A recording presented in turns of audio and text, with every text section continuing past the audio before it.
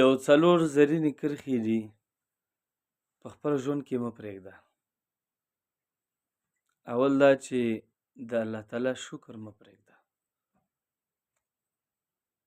که شکر دې پرېښودو نو ته به محرومه شې د زیادت نه. الله تعالی قرآن عظیم الشان کې فرمایلی دي لئن شکرتم لازیدنکم. که تاسو چېرته زما شکر ویشتو نو زه به تاسو لب کې زیاتوالی راولم. دویم دا چې د الله تعالی ذکر مه پرېږده. که د الله تعالی ذکر دې پرېښودو نو ته به د الله د یاداشت نه محرومه شي. الله تعالی فرمایلی دي فذکروني اذکرکم. تاسو ما یاد کړئ زه به تاسو یاد کړم. او دریم دا چې دعا مه پرېږده، ځکه ته به محرومه شې د قبولوالي د هغې نه.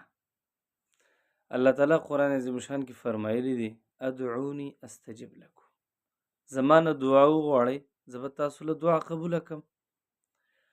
څلورم دا چې استغفار مه پرېږده.